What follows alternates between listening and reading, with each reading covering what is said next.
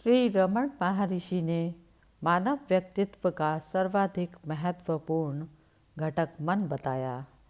मनुष्य का स्वभाव एवं आचरण बहुत कुछ उसकी मन की संरचना पर आधारित हैं। यह मनोविज्ञान का मानना है। मनोविज्ञान मन को मानव व्यक्तित्व की एक स्वतंत्र इकाई मानता है, जबकि अध्यात्म मन को एक चैतन्य ऊर्जा समझता है जिसका स्रोत मनुष्य की शाश्वत आत्मा है। अध्यात्म वेताओं का कहना है कि मन की संरचना विचारों, आदतों, स्वभावों एवं संस्कारों से हुई है। मन के ये घटक ही मानव के बंधन के कारण हैं। इनका नष्ट होना ही मुक्ति है। मन आत्मा में एक स्वाभाविक आश्चर्यजनक शक्ति है। शरीर में जो मैं के रूप में उदित होता है वह मन है। सूक्ष्म मन जब मस्तिष्क एवं इंद्रियों में दृष्टिगोचर होता है तो स्थूल नाम एवं रूप का अनुभव होता है। जब यह हृदय में रहता है तो विचारों के स्रोत अहंकार का लोभ हो जाता है तथा केवल आत्मा शाश्वत में प्रकाशित होता है। जहाँ अहंकार लेश मात्र भी नहीं है वहाँ आत्मा है। प्राण शरीर एवं इंद्रियों की जीवन ऊर्जा है। मन और प्राण के स्रोत एक ही हैं। इसलिए मन के नियंत्रित होने पर प्राण नियंत्रित हो जाता है तथा प्राण के नियंत्रण पर प्राण मन का स्थूल रूप है। प्राणायाम की तरह ही इष्ट की प्रार्थना, जप, उपवास आदि मन के नियंत्रण में सहायक हैं। योग मार्ग में प्राणायाम की अलग विधि है, किंतु ज्ञान मार्ग में प्राणायाम की विधि है। मैं शरीर नहीं हूँ, ना हम रेचक श्वास को छोड़ना, कोहम मैं कौन हूँ। पूरक श्वास को भीतर लेना, सोहम मैं वह हूँ। कुंभक श्वास को भीतर रोकना।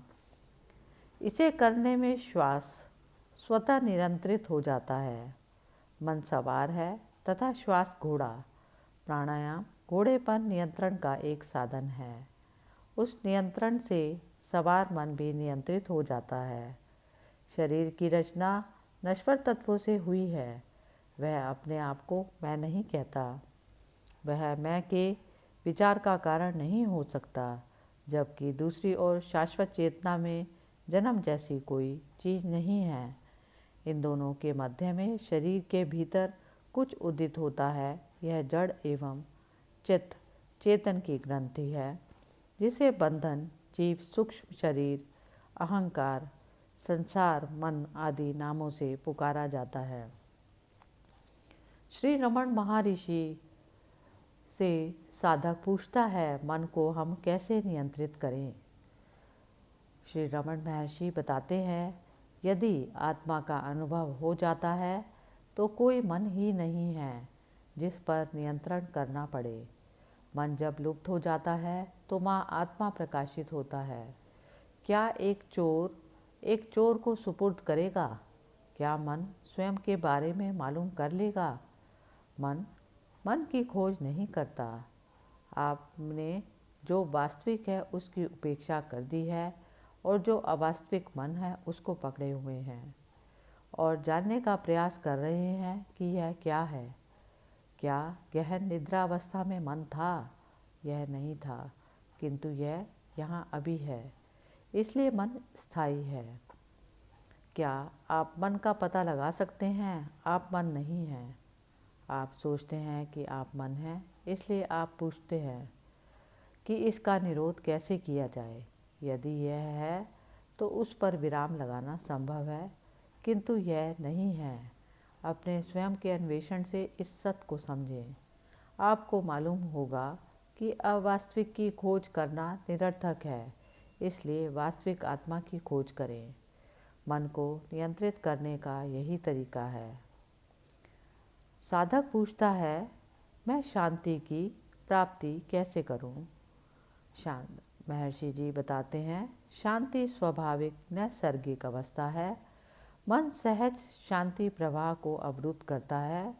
मन की खोज करें तो यह विलुप्त हो जाएगा, लेकिन आप अवशेष रहेंगे। अभी आपने अपने आपके ऊपर पकड़ खो दी है तथा दूसरी वस्तु के बारे में संदेह कर रहे हैं। अपने आप को जानिए, सब कुछ जान जाएंगे। साधक पूछता है, मैं मन से मुक्ति कैसे प्राप्त करूं? महर्षि जी बताते हैं, क्या यह मन है जो स्वयं को मारना चाहता है? मन स्वयं को नहीं मार सकता, इसलिए आपका कार्य मन की प्रकृति का पता लगाना होना चाहिए। तब आपको मालूम होगा कि मन का अस्तित्व है ही नहीं। जब आत्मा की खोज हो जाती है तो मन का अस्तित्व समाप्त हो जाता है। व्यक्ति को आत्मा में निवास करना चाहिए तथा मन के बारे में चिंता नहीं करनी चाहिए। साधक पूछता है, हम भय से बाहर कैसे निकल सकते हैं? तब श्री रमण महर्षि बताते हैं, सभी प्रकार के भय विचारों से अधिक कुछ भी नहीं। यदि एक का अस्तित्व है तो भयभीत होने के लिए दूसरा हो ही नहीं सकता। यदि हम अपनी एक शाश्वत आत्मा की ओर देखें तो कोई अन्य चीज़ भयभीत होने योग्य है ही नहीं। यह सोचना कि हमारे स्वयं के बाहर कोई चीज़ है भय का कारण है। किंतु यदि हम दृढ़ रूप से अपनी वास्तविकता पर आरूढ़ रहें तो किसी प्रकार का कोई भय पैदा नहीं होगा। चित्त की स्थिरता आनंद की अवस्था है। हरि ओम तत्सत।